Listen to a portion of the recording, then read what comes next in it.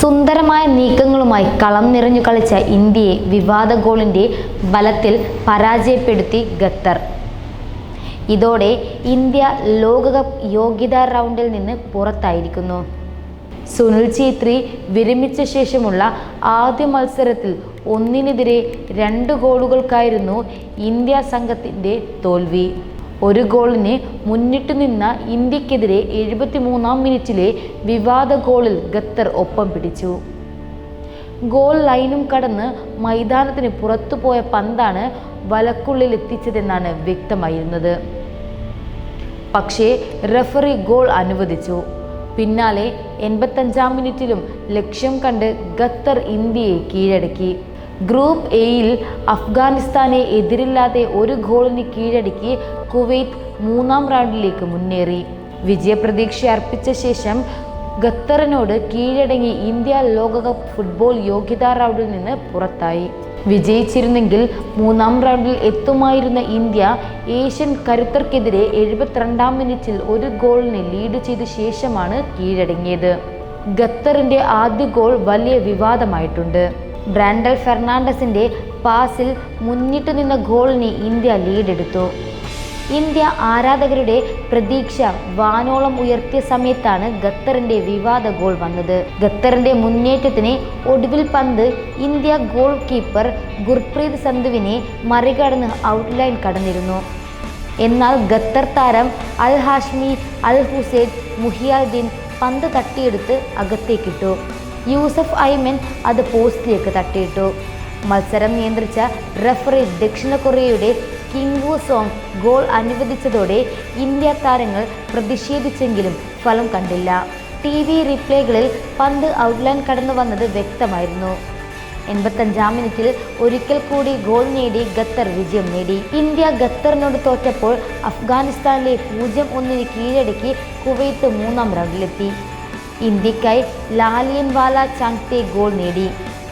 ഖത്തറിനായി യൂസഫ് ഐമോൻ, അഹമ്മദ് അൽ റാഫി എന്നിവർ ഗോൾ നേടി. 6 കളികളിൽ നിന്ന് 16 പോയിന്റുമായി ഖത്തറും 7 പോയിന്റുമായി കുവൈത്തും മുന്നേറി. ഇന്ത്യക്കും അഫ്ഗാനിസ്ഥാനും 5 പോയിന്റ് വീതമായിരുന്നു ഉണ്ടായിരുന്നത്. വ്യക്തമായ പദ്ധതികളുമായാണ് സ്റ്റീം മാച്ച് ഇന്ത്യൻ ടീമിനെ കളിക്കളത്തിലിറക്കിയത്. ആദ്യ മിനിറ്റുകൾ മുതൽ തന്നെ അവസരങ്ങൾ സൃഷ്ടിച്ച് ടീം മുന്നേറി. പാസുകളുമായി മൈതാനത്ത് നീലക്കുപ്പായക്കാർ കളം വാണപ്പോൾ മുൻനിര താരങ്ങളില്ലാതെ ഇറങ്ങിയ ഖത്തർ അക്ഷരാർത്ഥത്തിൽ പ്രതിരോധത്തിലായി. എന്നാൽ കിട്ടിയ അവസരങ്ങൾ ഖത്തറും ഇന്ത്യൻ ഗോൾ മുഖം വിറപ്പിച്ചു. 11-ാം മിനിറ്റിൽ ഗോൾ ഉറച്ച ഖത്തർ മുന്നേറ്റം ഗോൾ വരയ്ക്കടുത്തെത്തിയപ്പോൾ മെഹ്താബ് സിംഗ് പ്രതിരോധിച്ചു. എന്നാൽ ആക്രമണം തുടർന്ന ഇന്ത്യ 32-ാം മിനിറ്റിൽ ഗോളിനടുത്തെത്തി. ഗോളി മാത്രം മുന്നിൽ നിൽക്കെ ലക്ഷ്യം കാണാനുള്ള സുവർണ അവസരം മൻവിൽ സിംഗിന് ലഭിച്ചെങ്കിലും ഖത്തർ ഗോൾ കീപ്പർ തട്ടി അകറ്റി. നിരനിരയായി ഖത്തറിൻ്റെ പെനാൽറ്റി ബോക്സിലേക്ക് ഇരച്ചെത്തിയ ഇന്ത്യൻ താരങ്ങളെയാണ് ആദ്യ പകുതിയിൽ കണ്ടത്.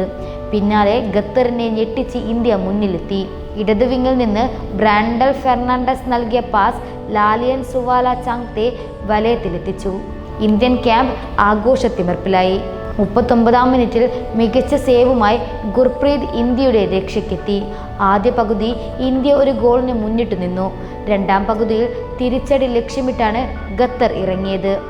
തുടക്കത്തിൽ തന്നെ ആക്രമണ ഫുട്ബോൾ അഴിച്ചുവിട്ടു.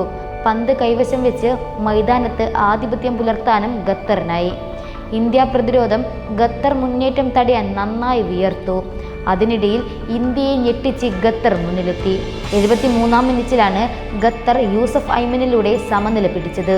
എന്നാൽ പന്ത് വര കടന്ന് മൈതാനത്തിന് പുറത്തേക്ക് പോയിരുന്നുവെന്നും ഗോൾ അനുവദിക്കരുത് എന്നും ഇന്ത്യ താരങ്ങൾ വാദിച്ചു.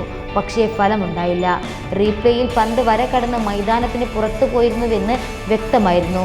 പുറത്തുപോയ പന്ത് ഖത്തർ താരം അൽ ഹാഷ്മി ബാക്ക് ഹീലിലൂടെ ഐമിന് നൽകിയതാണ് താരം വലക്കുള്ളിലിട്ടത്.